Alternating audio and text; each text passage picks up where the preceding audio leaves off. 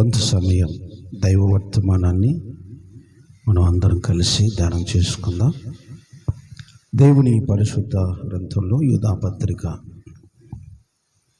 11వ వచనాన్ని, యూదా పత్రిక 11వ వచనాన్ని మనం అయ్యో వారికి శ్రమ, వారు కయ్యూను నడిచిన మార్గమున నడిచిరి, బహుమానము పొందవలెనని బిలాము నడిచిన తప్పు త్రోవలో ఆతురముగా పరిగెత్తిరి. కోరాహు చేసినట్టు తిరస్కారము చేసి నశించిరి. చాలు. చదువుబడినటువంటి ఈ దైవ వర్తమానంలో ప్రియమైన పరిశుద్ధాత్మ దేవుడు ఎన్నో అద్భుతమైన మాటలు మన కొరకు రాసి ఉంచారు. దేవుని మాటలు మన అందరి క్షేమాభివృద్ధి కొరకే రాయబడి ఉన్నవి అని నమ్మిన వాళ్ళు ఒకసారి చేతులెత్తి అలా చెప్పండి. దేవుడు ప్రతి లేఖనం, ప్రతి వచనం మానవుని క్షేమాభివృద్ధి కొరకే రాయించారు.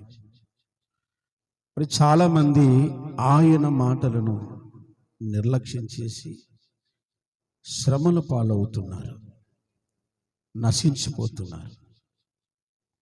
ఇక్కడ మనం చదువుకున్న లేఖనాల్లో 3 వ్యక్తులను దేవుడు ప్రత్యేకంగా ఎత్తి చూపిస్తున్నారు. ఆ 3 చేసిన పని ఏమిటి? వాళ్ళు నాశనానికి కారణం ఏంటి? వారు పడిపోవటానికి గల కారణం ఏంటి అన్న సంగతులు మనం ధ్యానం చేయాలి. సంఘాలలో ఇలాంటి ఉపదేశాలు లేకపోవటయే క్రైస్తవుల శ్రమలకు, నాశనానికి కారణమవుతున్నాయి. బైబిల్లో మనం చదువుకున్న లేఖనాన్ని శ్రద్ధగా గమనించండి. అయ్యో వారికి శ్రమ అని ప్రారంభించాడు దేవుడు. వారు ఎవరు? వారికి ఎందుకు శ్రమలు వచ్చాయి? ఎందుకు దేవుడు ఆ విషయమై అయ్యోని వాపోతున్నాడు? వారు తెలియని వాళ్ళు కాదు, భక్తి తెలియని వాళ్ళు కాదు, దేవుడు తెలియని వాళ్ళు కాదు, క్రమం తెలియని వాళ్ళు కాదు. వారికి భక్తి తెలుసు, దేవుడు తెలుసు, క్రమము తెలుసు. అయినా వారికి శ్రమ అని ప్రారంభించాడు దేవుడు. ఎందుకు వారికి శ్రమ అంటే బైబిల్లో రాయబడుతున్న మాట, కయ్యూను గురించి దేవుడు మొదటగా ప్రారంభించాడు. కయ్యూను నడిచిన మార్గమును వారు నడిచిరి. కయ్యూను నడిచిన మార్గం ఏంటి? కయ్యూను ఎలాంటి మార్గంలో నడిచాడు అంటే, కయ్యూను అనగా సంపద అని అర్థం. కయ్యూను అంటే సంపద. అనేకులు సంపద కోసం పరిగెత్తుతున్నారు, అనేకులు లాభము కొరకు పరిగెత్తుతున్నారు, అనేకులు సుఖము కొరకు పరిగెత్తుతున్నారు. అలాగా పరిగెత్తి వారేమైనా సుఖపడ్డారా అంటే సుఖపడటం లేదు. అయ్యో వారికి శ్రమ. కయ్యూనులా పరిగెత్తే వారికి శ్రమ, కయ్యూనులాగా దేవుని నిర్లక్ష్యించే వారికి శ్రమ, కయ్యూనులాగా బ్రతికే వారందరికీ శ్రమ. కయ్యూను వారవలేనివాడు. ఒక వ్యక్తిని ఆశీర్వదిస్తూ ఉంటే వారవలేనివాడుగా బైబిల్లో మనం చూస్తాం. తన తమ్ముడైన హేబేలు అర్పణను దేవుడు అంగీకరించినప్పుడు కయ్యూను వారవలేకపోయాడు. నేటి క్రైస్తవులలో వారవలేని తనము ఉండినందున అనేకులు శ్రమల పాలవుతున్నారు. వీరంతా కయ్యూను అనుచరులే. వారవలేని వాళ్ళంతా కయ్యూను అనుచరులే. వారవలేని జీవితాన్ని కలిగిన వాళ్ళంతా కయ్యూను యొక్క సంతతి. వారికి శ్రమలే ఉంటాయి. మందిరంలో కూర్చున్నా, బైబిల్ పట్టుకున్నా, ప్రార్థనలు చేసినా, వాక్యం చదివినా, వాక్యం విన్నా, వారి యొక్క మార్గము కయ్యూను మార్గము గనక వారికి శ్రమలు ఉన్నాయని దేవుని వాక్యం హెచ్చరిస్తుంది. మరొక పని ఏమిటి అంటే, కయ్యూను దేవునికి ఇచ్చే విషయంలో శ్రేష్టమైనవి ఇవ్వలేకపోయాడు. బైబిల్లో మనం చూస్తే హెబ్రీ పత్రికలో 11వ అధ్యాయం మనం చదివితే హేబెలు కయీను కంటే శ్రేష్టమైన బలి దేవునికి ఇచ్చాను. స్తోత్రం చెప్పండి. కయీను కూడా ఇచ్చాడు. ఏమిచ్చాడు? ఇవ్వవలసిన ఇవ్వకుండా ఇవ్వకూడనివి ఇచ్చాడు. దేవునికి ఇచ్చే విషయంలో ఏ వ్యక్తి అయితే నిర్లక్ష్యము కలిగి ఉంటారో చెప్పకయ్యే చెప్తుంది దేవుని పరిశుద్ధ గ్రంథం, వారికి శ్రమ. ఎందుకంటే వారు ఎన్నుకున్న మార్గము కయీను మార్గం. వారు ఏర్పాటు చేసుకున్న దారి కయీను దారిలో ప్రయాణం చేస్తున్నారు. దేవుడికి ఇచ్చే విషయంలో సనుగుట గొనుగుట వారి హృదయంలో ఉంది గనక బైబిల్ చెప్తుంది వారు తప్పక నశించుతారు. వారికి నాశనం అని బైబిల్ చెప్తుంది. దేవుని మాటలు నిన్ను హెచ్చరిస్తుండగా సరి చేయబడటానికి నువ్వు నీ మనస్సును ఒప్పుకోవాలి. ఆమేన్. దేవునికి మహిమ కలుగును గాక. కయ్యను నడిచిన మార్గములో, కయ్యను నడిచిన దారిలో వారు నడిచిరి. ఎవరు వారు? ఈ మార్గంలో నడిచే వారందరికీ కూడా శ్రమలే. దేవుడే ఆశ్చర్యపోయే మార్గాల్లో క్రైస్తవులు నడుచుచున్నారన్న సంగతి మీరు మర్చిపోవద్దు.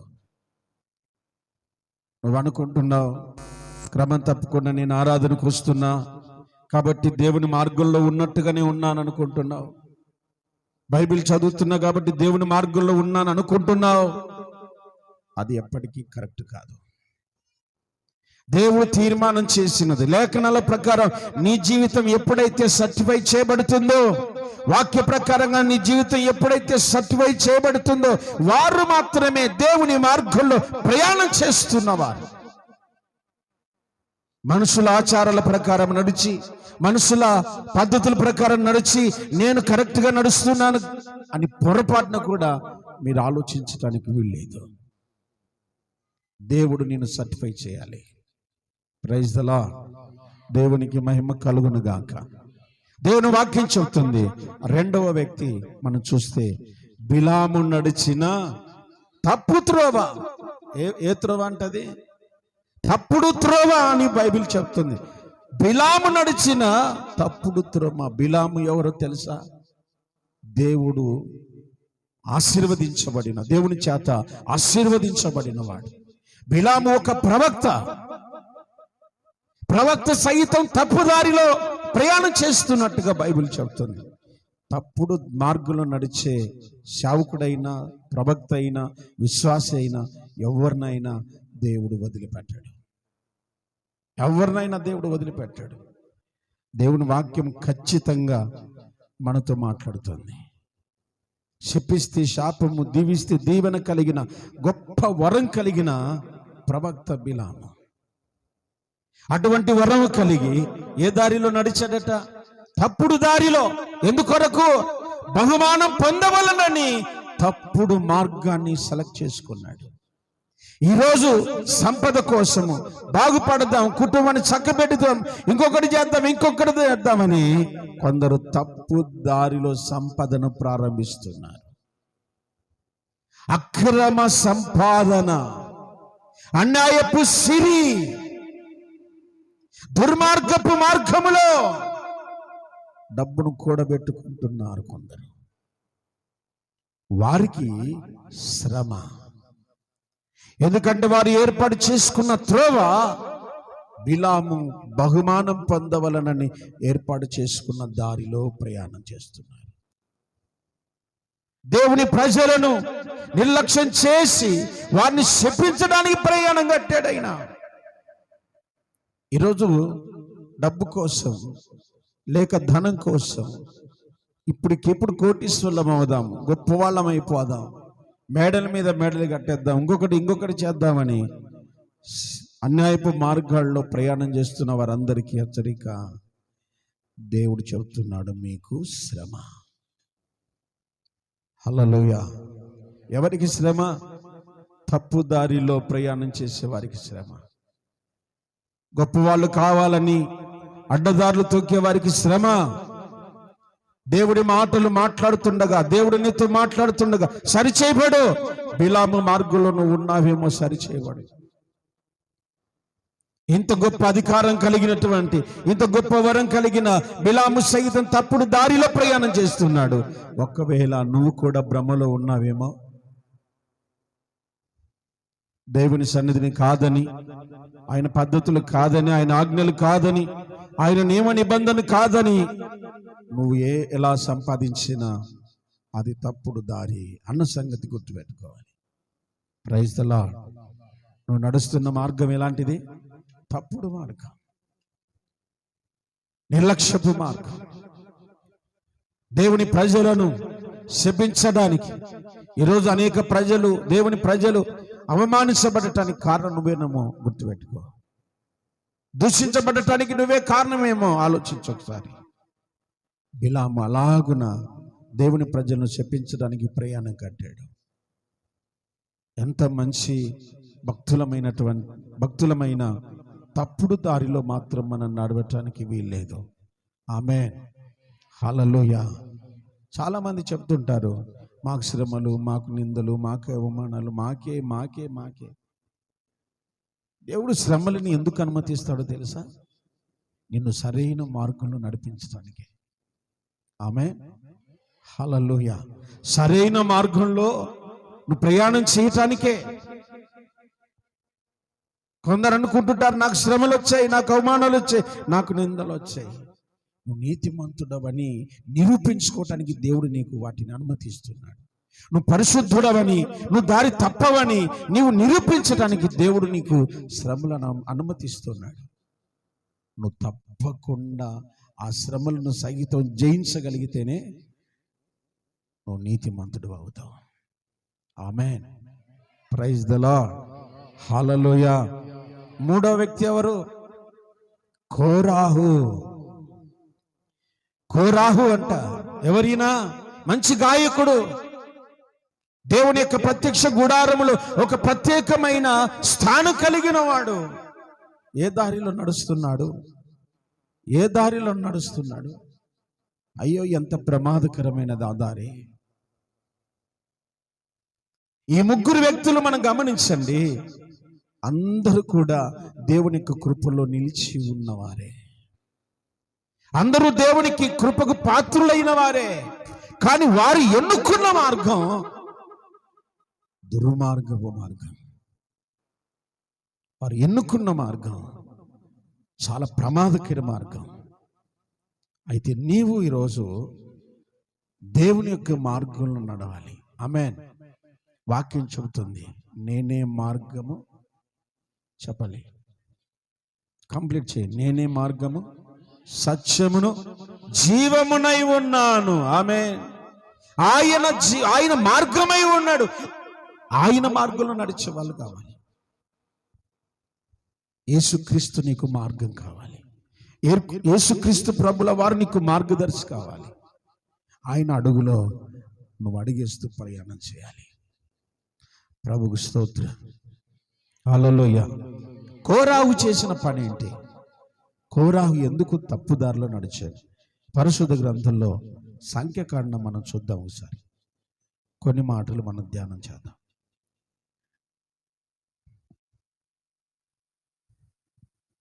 16వ అధ్యాయం, సంఖ్యాకాండం 16వ అధ్యాయం మొదటి నుంచి కొన్ని వచనాలు.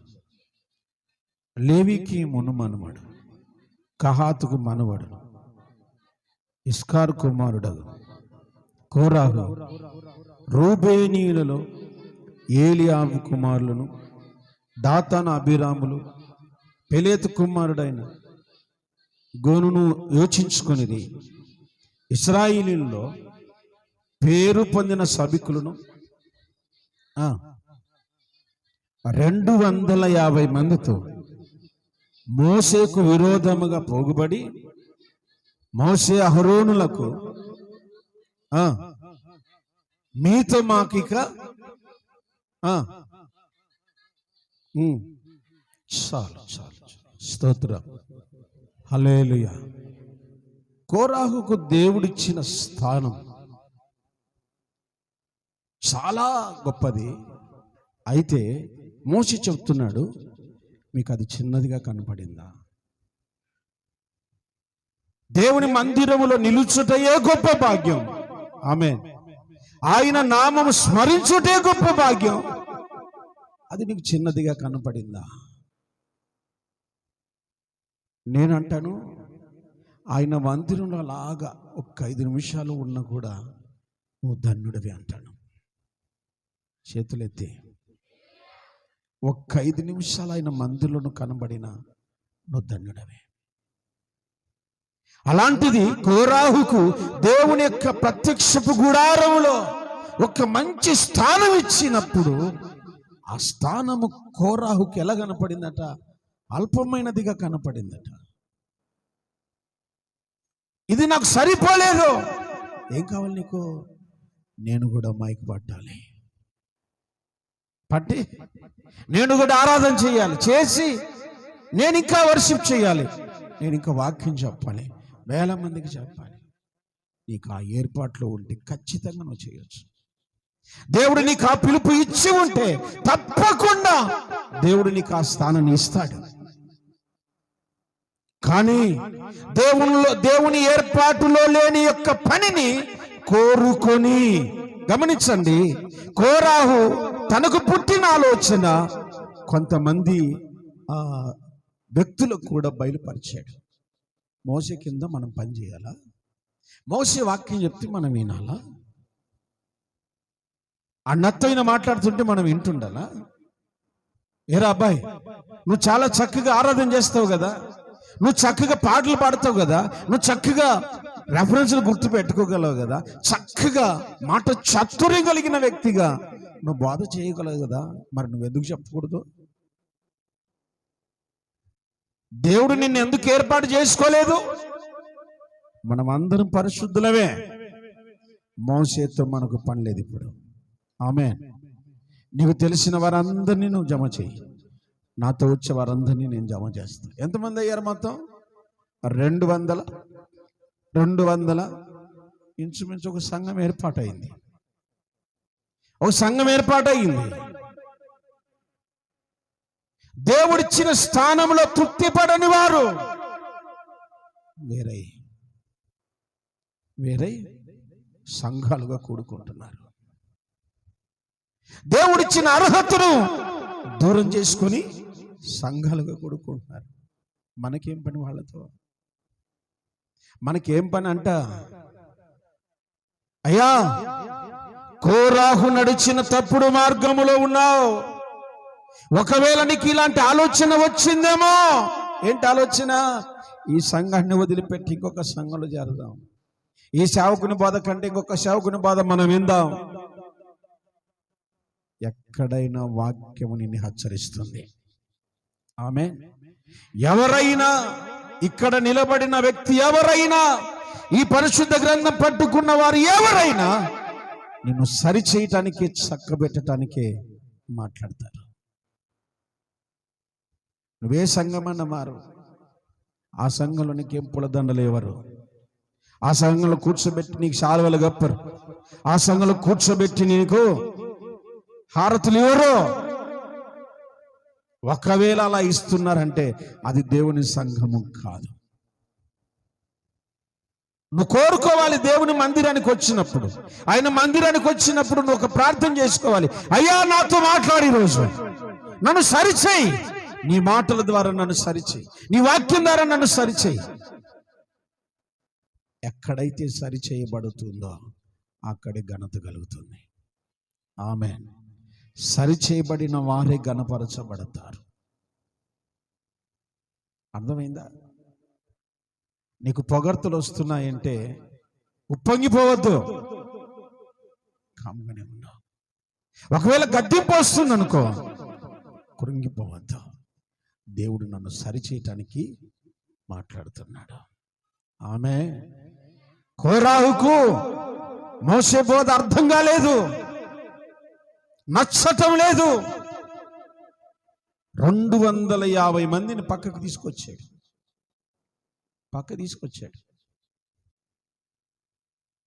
తాగాడు అమృతం, ఆయనతో కలిసి అమృతం తాగారా? ఏమండి, కోరాహు, దాతను, అభిరాములతో కలిసి వాళ్ళందరూ కూడా ఆ 250 మంది అమృతం తాగారా? నిత్య జీవానికి వెళ్ళిపోయారా? ఆలోచించండి. వారు చేసిన వ్యతిరేకమైన పనికి భూమి నెర విడిచి వారందరినీ మృంగివేశాను.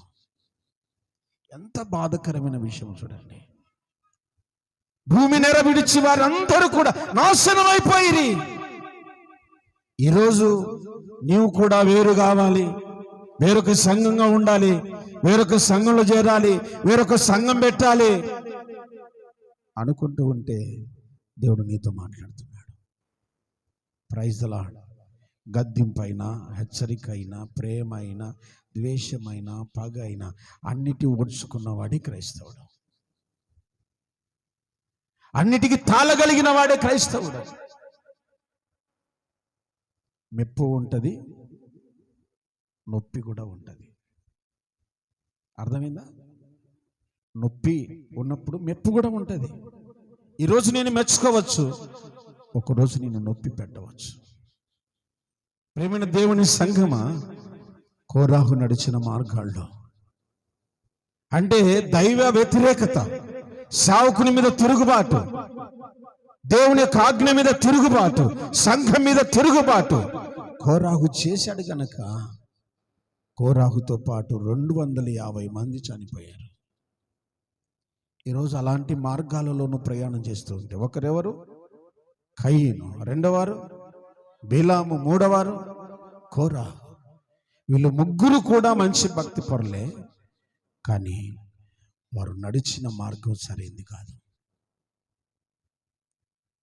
వారు నడిచిన మార్గం సరైంది కాదు. నీ ఎదుట పలు మార్గాలు నీకు కనపడతాయి. మీకు తెలుసు కదండి, ఆకాశంలో మార్గాలు ఉన్నాయన్న సంగతి తెలుసా మీకు? తెలీదా? ఆకాశంలో దారులు ఉన్నాయంట, రోడ్డు వేసారంట. మీకు తెలుసా? నిజమండి. ఒకవేళ దారి తప్పిందనుకోండి ఫ్లైట్, కానీ సిగ్నల్ కట్ అయిపోతుంది. వెళ్ళవలసిన రూట్లోనే వెళ్ళాలి, వెళ్ళవలసిన దారిలోనే వెళ్ళాలి. పొర్రపాటున కింద కానీ పైకి కానీ ఇంకా కొంచెం విశాలమైన రోడ్డు కదా అని ఇష్టం వచ్చినట్టుగా పోయిందనుకో, ఏదో ఒక చోట వైఎస్ రాజశేఖర రెడ్డి కూలిపోయినట్టు కూలిపోవాల్సింది. అర్థమైందా? సరి అయిన దారిలోనే కింద నుంచి సిగ్నల్ ఇస్తుంటారు. అయ్యా నువ్వు పైకి వెళ్తున్నావు, కొంచెం డౌన్ కావాలి. అయ్యా నువ్వు సైడ్కి వెళ్ళిపోతున్నావు, లోపల ఎంబడే సిగ్నల్స్ కట్ అయిపోతాయి. దారి తప్పితే మనం అనుకుంటాం, మన కంటికి కనిపించే ఈ సిమెంట్ రోడ్డు, అమ్మాయి రోడ్డు అనుకుంటుంటాం. ఇవేనేమో రోడ్లని. సముద్ర మార్గములు ఉన్నాయి అంటాడు దేవుడు. సముద్రంలో ఏమున్నాయి? మార్గాలు ఉన్నాయి. కరెక్ట్గా వెళ్ళవలసిన వేలో వెళితేనే సుడిగుండాలను తప్పించుకుంటావు, లేక గమ్యస్థానం చేరుతావు, లేకపోతే చేరలేవు. లైట్ హౌస్ ఉంటుంది ఒకటి, లైట్ హౌస్. దాన్ని చేరటానికి సరైన మార్గంలో చేరాలి. స్తోత్రం కలుగునగాక. పొర్రపాటును దారి తప్పావనుకో, ఏ అలజడో, ఏ కలనో, ఏ సుడిగుండం వచ్చి నీ ఓడను, నీ ప్రయాణాన్ని నాశనం చేస్తుంది. దేవుని మాటలు వింటున్నానే 100 మార్గాలు నీకు కనపడతాయి. అయితే సరైన మార్గం సెలెక్ట్ చేసుకోవాలి. ఆమేన్. దేవుడు ఒక మాట అంటాడు, శాపమును దీవెనను నీ ఎదుట పెట్టి ఉన్నాను. ఏది కోరుకుంటావు? చెప్పండి, ఏది కోరుకుంటావు? స్తోత్రం కలుగునుగాక. హల్లెలూయా. దీవెన, పేరుకు మాత్రమే దీవెన కోరుకుంటాం కదండి. ఒకానొక సంఘంలో మీకు తెలిసిందే, గుర్తు చేస్తుంది, ఫారిన్ గారు వచ్చారంట సంఘానికి. ఫారిన్ గారు ఇద్దరు వచ్చారని సంఘంలో చాలామంది వచ్చారు. ఇంటికి తాళాలేసి కుటుంబం సహా వచ్చారు. ఆయన వాక్యం చెప్పడానికి ముందుగా అందరికీ ఒక సర్ప్రైజ్ గిఫ్ట్ ఇవ్వాలని ఆశపడ్డాడు. ఈ సైడ్ అన్నీ కూడా బైబిల్లో ఉంచబడ్డాయి, కుడి సైడ్ అన్ని బైబిల్ పెట్టారట. ఆ తర్వాత ఈ సైడు ఒక పాస్టర్ గారు డాలర్లు చేత పట్టుకొని నిలబడుకున్నారు. నచ్చినది మీకు బైబిల్ కావాలంటే బైబిల్ తీసుకోండి, డాలర్స్ కావాలంటే డాలర్ తీసుకోండి, డబ్బులు కావాలంటే డబ్బులు తీసుకోండి అని చెప్పేసి ఒక్కొక్క కవర్ స్పాన్సర్ చేస్తున్నారు. ఇంచుమించు 1,00,000 రూపాయలు ఉండొచ్చు అన్న కవర్లో. సరే, అందరూ కూడా ఇటు రావలసిన వాళ్ళు ఇట్లొచ్చి కవర్ తీసుకొని వెళ్ళిపోతున్నారు. పొరపాటున బైబిల్ కాడికి పోయినారనుకో, 1,00,000 రూపాయలు లాస్ అవుతాయి. ఎంత ఎక్కువ ఫ్యామిలీ ఎవరుంది ఇక్కడ? జనాభా చేతులు ఎత్తండి. జనాభా మంచి తల్లి, దేవుడు నిన్ను దీవించుగాక. Praise the lord. ఎంతమంది ఉన్నారు కదా? 1 2 3 4 5 6 7 ఓయమ్మ 10 మంది దాకా ఉన్నారు. Very good. 10 లక్షలు వస్తాయి. బైబిల్ ఉల్లా మొన్ననే కదా బైబిల్ కొనుక్కున్నది, మీటింగ్లలో కొనుక్కున్నాం. ఒక్కొక్కరు 1,00,000 తీసుకొని వెళ్ళిపోయారు. ఒక ముసలావిడ వచ్చిందంట, సంఘం అంతా కూడా 70 తీసుకెళ్ళిపోయారు. బైబిల్ ఉన్నాయి, బైబిల్ ఉన్నాయని చూపించారు. మంచిది. ఒక ముసలావిడ వచ్చి ఓ బైబిల్ తీసుకొని చేత పట్టుకొని వెళ్ళిపోయిందట. అన్ని క్లోజ్ చేశారు. అమ్మా, మీ డబ్బులు మీరు జాగ్రత్త. తల్లి, నీ బైబిల్ ఒకసారి ఓపెన్ చేయి. ఓపెన్ చేస్తే అందులో 1,00,00,000 రూపాయలు చెక్ ఉందంట. స్తోత్రం చెప్పండి. ఎంత ఉంది? 1,00,00,000 రూపాయలు. ఇప్పుడు గెలుతున్నారంట. బుద్ధి లేదు నీకు కొంచెం కూడా? కొంచెం బుద్ధి ఉందా? నేను బైబిల్ తీసుకున్నా, నేను చెక్కు తీసుకున్నా, నువ్వు బైబిల్ తీసుకోవచ్చు కదా. భార్య భర్త కొట్లాడుకుంటున్నారట. నాకంటే తెలివి లేదు, నేను తెలివి లేని దాన్ని. నీకేమైందయ్యా? ఒక బైబిల్ తీసుకొచ్చుకుంటే ఏం సరిపోయింది కదా. అలా పిల్లలనికి ఇచ్చేది. ఏరా, మీరన్నా తీసుకోవచ్చు కదరా, సండే స్కూల్ కొరుకుతారే. హల్లెలూయా. ఏం కోరుకుంటాం మనం? చెప్పండి, ఏం కోరుకుంటాం? స్తోత్రం కలుగునుగాక. హల్లెలూయా. దేవునికి స్తోత్రం కలుగునుగాక. హల్లెలూయా, హల్లెలూయా. ఒక మంచి బర్త్డే వచ్చింది అనుకోండి, ఒక పెద్ద బైబిల్ గిఫ్ట్లు ఇస్తే ఎంతమంది సంతోషపడతారు? నక్లీసో, ఇంత గొలుసో, ఉంగరమో కదా. ఏమండి, ఎవరైనా బైబిల్ తీసుకురాని నాకు గిఫ్ట్ అని చెప్తారా? చెప్పే క్రైస్తవులు ఉన్నారా? బైబిలా? నీ బ్రతికినంత కాలం నిన్ను ఆశీర్వాదకరంగా మార్చేది బైబిల్. స్తోత్ర. హల్లెలూయా, హల్లెలూయా. ఓ పెళ్ళికి నన్ను పిలిచారండి. నేను చెప్పాను, నా దగ్గర పాస్టర్ గారు వస్తున్నారు, చదివింపులు పెడతాడేమో, ఏమైనా పెద్ద గిఫ్ట్ ఇస్తాడేమో, కుక్కరు, ఫ్రిడ్జో, లేకపోతే వాషింగ్ మిషనో గిఫ్ట్ ఇస్తాడేమో. నువ్వేం కలలుగా నాకు. నా దగ్గర రూపాయి కూడా లేదు. నాదేదో చిన్న సంఘం అయ్యా. నేనైతే, అన్నయ్య నువ్వు కేవలం బ్లెస్సింగ్స్ మాత్రమే తీసుకొని రా అన్నాడు. చేతులు ఎత్తి అలలు చెప్పండి. ఏం తీసుకురావాలి? నీ ఆశీర్వాదాలు ఉంటే చాలు మాకు. నీ బహుమతుల కంటే విలువైంది నీ ఆశీర్వాదం. అవొక్కటి తీసుకురా. నా కళ్ళల్లో నీళ్లు తిరిగా ఆ మాటకి. పెళ్ళికి వెళ్ళిన తర్వాత ఓ పాస్టర్ గారు వాక్యం చెప్పారు. ఆయన చెప్పిన తర్వాత నాకు వాక్యం చెప్పడానికి ఇచ్చారు.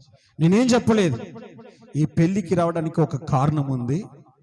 ఆ కారణం ఏంటంటే బ్లెస్ చేయడానికి వచ్చాను అని చెప్పాను. Praise the lord. స్తోత్రం కలుగునుగాక. చాలామంది బర్త్డే చేసుకుంటారు కదండి. బర్త్డే చేసుకుంటారు. కొత్త బట్టలు ఉండాలి, కేకు ఉండాలి, అందరికి వచ్చిన వాళ్ళకి భోజనాలు ఉండాలి కదా. ఉండాలా లేదా? అలా చేస్తేనే బర్త్డే చేసినట్టు. ప్రియమైన దేవుని సంగమా, మీకు ఒక్క మాట చెప్తాను వినండి. మీరు బర్త్డే అయినా, పెళ్లి రోజైనా, ఇంకొకటైనా నువ్వు దేవుని సేవకునితో బ్లెస్ చేయించుకుంటేనే నీకు ఆశీర్వాదం. చేతులు ఎత్తి అలలు చెప్పండి. స్తోత్రం కలుగునుగాక. హల్లెలూయా. ఓ చెల్లి నాకు బర్త్డే లేదు ఫోన్ చేసింది ఒకరోజు. ఫోన్ చేసింది, అంకుల్ నేను ఇట్లా వేరే వెళ్తున్నాను అంకుల్. సరే అమ్మా. ఉదయకాలం ఫోన్ చేసి సరే అమ్మా అని చెప్పాను. సాయంత్రం ఫోన్ చేసి అంకుల్ నాది బర్త్డే ప్రార్థన చేయని. పొద్దున చేసావు కదా, పొద్దున చేసావు కదమ్మా, ఎందుకు అడగలేదు అని అడిగాను. అది అంకుల్ సరే అని చెప్పేసి కళ్ళు మూసుకొని పరలోకమందున్న మా తండ్రి నీ నామం పరిశుద్ధపరచబడును గాక, నీ రాజ్యం వచ్చును గాక అన్ని ఆమె అని చెప్పి ముగించాను. ఏంది అంకుల్ పరలోక ప్రార్థన చేసావు? ఏం చేయాలి? ప్రార్థనే కదా నీకు కావాల్సింది. నా బర్త్డే కోసం చేయి అంకుల్. బర్త్డేకి ఎప్పుడు చేయాలి? ఆల్రెడీ పొద్దున్న తినేసావు, ఒక 2 కేకులు అయిపోయి ఉంటాయి. అంత అయిపోయిన తర్వాత పాస్టర్ అయి గుర్తుకొచ్చాను నీకు. క్రమము ఒక పద్ధతి ఏం లేదా? హల్లెలూయా. ఉన్నాయా లేవా? మీ పిల్లలకి మీరు నేర్పించండి. మీ పిల్లలకి మీరు చెప్పండి, ఉదయకాలమే ఈరోజు నీ పుట్టినరోజు లేకపోతే పెళ్లి రోజు అనుకో, ఉదయకాలమే నువ్వేం చేయాలి? చిన్న ఫోన్ కాల్ చేసి అయ్యగారు నన్ను బ్లెస్ చేయండి. ప్రార్థనతో ప్రారంభించాలి నీ జన్మదినాన్ని. ఆమె చెప్దామా? Praise the lord. నువ్వు ఆ తర్వాత డిన్నర్ పెట్టుకుంటావో, ఎద్దేకి వస్తావో, ఇంకోటికి వస్తావో, అది నీ ఇష్టం. ప్రార్థన పెట్టుకున్నా ఒకటే, పెట్టకపోయినా ఒకటే, అది వేరే విషయం. అర్థమైందా? చిన్న బ్లెస్సింగ్ దైవజనం దగ్గర నువ్వు కోరుకోవాలి. ఆమేన్. ఇది మంచి మార్గం, సరైన మార్గం. పాస్టర్ని పిలిస్తే కానుక ఇవ్వాల్సి వస్తుందని కొంతమంది భక్తులు చెప్పండి కంప్లీట్ చేయాలి. మీరు పిలవడం లేదు, పిలవరు. మీ కానుకలేమో అక్కర్లేదు, బ్లెస్సింగ్స్ అయినా కోరుకోండి అని చెప్తున్నా నేను. ఆమె చెప్దామా? స్తోత్రం కలుగును గాక. బిలాము నడిచిన మార్గం, కయ్యను నడిచిన మార్గం, కోరాహు నడిచిన మార్గంలో ఎవరైతే ప్రయాణం చేస్తుంటారో వారందరికీ నాశనం ఉంది, శ్రమలున్నాయి. కాబట్టి జాగ్రత్తగా నీ జీవితాన్ని సరి చేసుకొని దేవునికి కృపలో వర్ధిల్లాలని దేవుడి మాటలు దీవించి ఆశీర్వదించును గాక.